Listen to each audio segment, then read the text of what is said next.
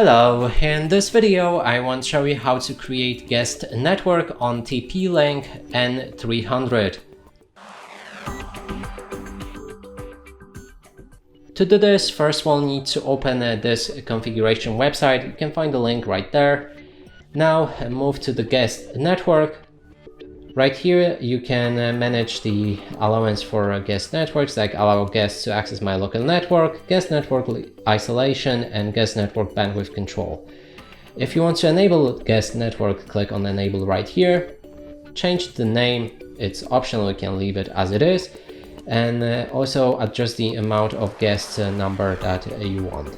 You can also enable wireless security, that means the password for the Wi-Fi, and enter the password right here. When you hold down, you can also adjust the schedule for the network when it will work, and then we can save the settings and it should create our guest network. And that's it for this video. Hope you like it. Please consider subscribing to our channel, leave a like and a comment below.